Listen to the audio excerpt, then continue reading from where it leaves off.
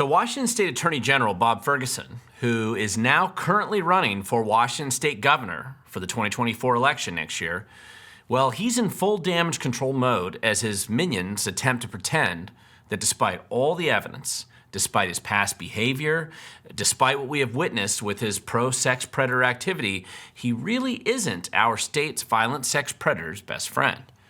However, as much as Bob Ferguson may want to pretend that he isn't a strong friend and supporter of violent sex predators in our state, actions clearly speak louder than words and certainly than last-minute convenient political denials.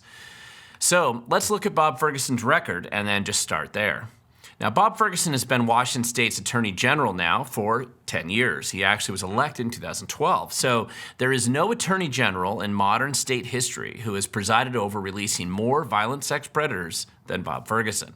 He wins the gold medal in that category. He is also in first place when it comes to the volume of public records that he has directed his employees to conceal from the public or outright destroy. It really doesn't matter if it is just concealing the truth regarding the Oso landslide to just hiding the state's incompetence and illegal activity trying to harm a disabled woman. Whatever the excuse, Washington State's Bob Ferguson and his office has been very active in the cover-up. But while Ferguson's office is certainly happy to ignore the AG's repeated efforts to deceive the public and hide the truth from us, and this AG appears to be relieved that they've only been caught for a fraction of their violations, Ferguson's office is starting to push back against his pro-violent sex predator record. And to be fair, Ferguson has had a lot of help from his friends, basically with this poll policy fiasco. I mean, starting with Governor Inslee, former Governor Gregoire, and many of the state's judges, many of Bob Ferguson's campaign contributors. All of these guys have helped create the environment where Bob Ferguson gets to provide maximum support and assistance to violent sex predators in our state, getting them back on the street as quickly as possible.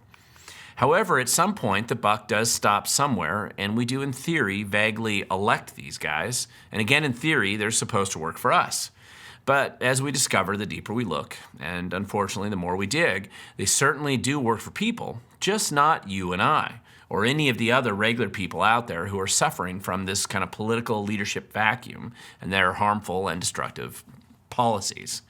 So Ferguson and the state-funded employees who work for him, they were not happy with our video that we produced about the meeting a few weeks ago by the Washington State Sex Offender Policy Board, where they were considering proposals to keep the release of sex offenders into communities a secret, and of course reduce penalties for sex offenders, etc. I mean, it was just horrible policy proposals. They were terrible suggestions which were produced by a leftist organization. Now, we made the clear and factual observation that Bob Ferguson was one of the very few attorney generals in America who did not sign the opposition letter that had been submitted to this advisory board, and I linked this letter in the video at the time, this letter right here.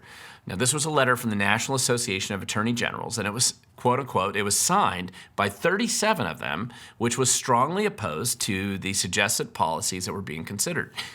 Everything we said was accurate and factual, and despite Ferguson's efforts now to deny it.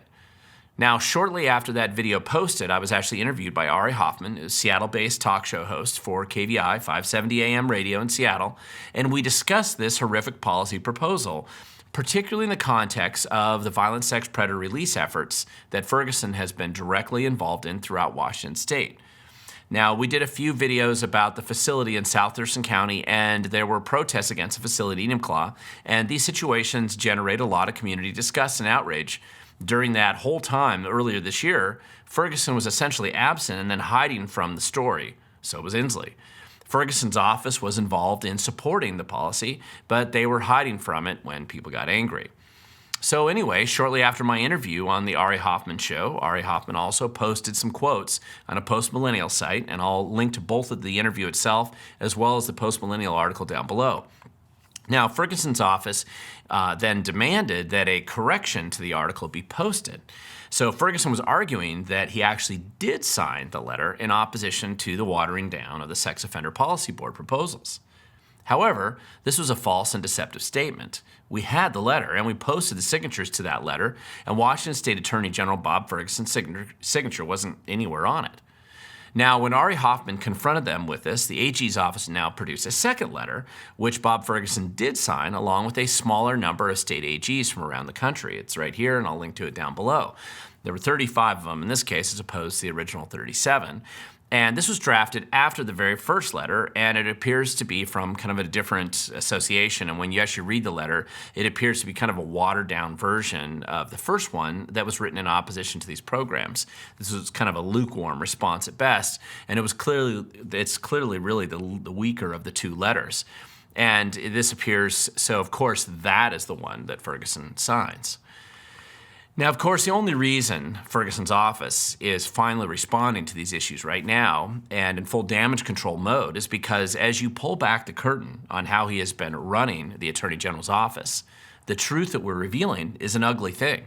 I mean, the AG's office is now even trying to get Como News and other traditional media outlets to cover for the state's failures. And there's a lot of pressure on the traditional state-approved media sources to start covering up Ferguson's role in all this ugliness, particularly with his gubernatorial ambitions in mind. But that requires a lot of distraction and dishonesty to pretend that there's nothing to see here. So let's review a few aspects of exactly how Ferguson mismanages the Attorney General's office and how that historic mismanagement is likely to influence how he would plan to abuse the office of the governor if he is able to occupy that political position next year.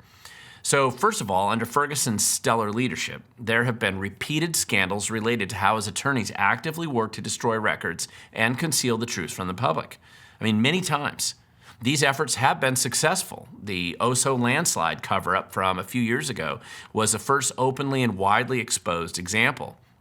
And earlier this year, the AG's office was specifically fined $200,000 for egregious cover-up of records and a lawsuit regarding the state's overt negligent, and it was just neglect really, of a mentally disabled woman under the state's care. Now keep in mind, it wasn't enough that the state failed to do their basic job of caring for this woman. I mean, frankly, they do that all the time. But too frequently to merit much comment. Unfortunately, no, in this case, the state's Attorney General's lawyers actively involved themselves in hiding the records and attempting to conceal them. So this was just another example where the cover-up is definitely worse than the original crime. In addition to the original $200,000, they actually had to pay an additional $122,000 penalty. Now, the culture of corruption and concealment permeates the state's Attorney General's office, and unfortunately, under Bob Ferguson's direction, this culture has become permanently cemented as the dominant culture in this agency today. We're likely only discovering a very small fraction of the law-breaking so far. But when it comes to violent sex predators and violent criminals in general, they have had no greater friend than AG Bob Ferguson. When Ferguson took office, he did inherit a fiasco at the Department of Corrections where a computer glitch was early releasing violent felons, thousands of them. And even when the computer glitch was discovered, it wasn't corrected because nobody in state government thought early releasing the most violent criminals for a decade would be much cause for concern, even after it was documented that at least 2 murders were committed by these early release felons during the time that they should have been in prison. Now, Ferguson and Inslee just shrugged, and they claimed that they might get it right someday in the future. And hey, there were just too many people in prison, so let's get rid of the death penalty for the worst of the worst. Now, when it comes to violent sex predators specifically, under Ferguson's watch, he has at best ignored the problem, or at worst, he's actively encouraged the widespread policy changes that have been made over the past few years during the Inslee administration, which have been early releasing violent sex predators into communities with very little notice, a lot of secrecy, and really a lot of dishonesty.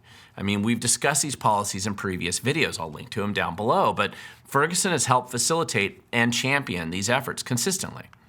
Now, keep in mind, Ferguson, at the same time, boy, has he been diligent about attacking political enemies and weaponizing his office to do so. I mean, the absurd, over-the-top prosecution of Tim Eyman is a good example. But he's not alone. I mean, Ferguson's personal vendetta lawsuit against a former judge in Eastern Washington who happened to support a local prosecutor candidate who was a friend of Ferguson is another prime example of just overreach.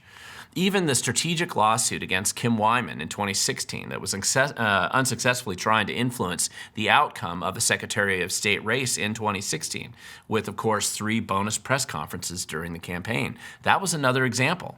In fact, there's plenty of other cases similar to these that have clearly defined this office and tenure as one motivated by political goals and certainly not public safety or protecting the people. Now, I'm going to remind my viewers that the weaponization of the AG's office on the campaign finance side of things was only stopped because I forced his office to file so many lawsuits, 19 of them to be exact, which were initiated by citizen action notices that I had filed at the time against Democrat groups for essentially the exact same violations as former Republican Kim Wyman was sued for, or worse. And I did it in a very short time in 2017. And it got so busy at that time at the AG's office that one of Ferguson's attorneys, he quit. Right here, I did an article about this, saying that he didn't go to work for Bob Ferguson to sue Democrats, which implied that he thought he only would be suing Republicans when he joined Team Ferguson. That was probably truthful at the time. However, after that happened, Ferguson just stopped enforcing the campaign finance laws because the Democrats pressured him, and he, of course, then gave his political allies, whom I forced him to sue, very easy patty cake settlements, often with payment plans for the first time in state history. And of course, when the law was promptly changed in 2018, when the state passed the Stop Glenn Morgan bill, and I've written about this at the time, and I've linked to that article down below. Now, here we are today as Ferguson's office is paying fines, for example, to Value Village for a completely absurd lawsuit that Ferguson lost and squandered tax dollars prosecuting. And of course, which was originally designed just to extract cash from a small business, really for whatever excuse Ferguson's office just concocts. Most of these lawsuits, in fact, seem designed to extract settlement cash with little to no benefit to the public. In fact, weirdly, the AG's office is also in damage control mode now on that lawsuit, and they're now bragging that their settlement payout for that frivolous case, that won't come out of tax dollars because Ferguson has enough cash that he's extracted from businesses over the past few years that this secret cash slush fund account can now pay the fines and the fees for losing some of these cases. Now listen, whatever stories I've written and whatever videos I've produced over the years that involve Ferguson, the reality is that I'm only scratching just the very narrowest surface on just how bad this guy really is. Now, corrupt and dishonest politicians like this, they're common today. And while Bob Ferguson might be the most visible face in the pantheon of kind of corrupt politicians vying for 2024, he certainly isn't the only one. But no amount of damage control or cover-up from his office is going to restrain us from exposing the truth, whatever it might be about this guy or anybody else. I mean, the state-approved media can go ahead and run interference for Ferguson. That's apparently their role today. And somebody has to cover for him, I suppose. But Ferguson also has state-funded employees working hard just to get the media to do just that. However, I think we deserve the truth. And no matter how hard this guy wants to cover it up, some of us will still show up to expose it for you. We must do this. We have to show up. Because in the end, the future belongs to those who show up.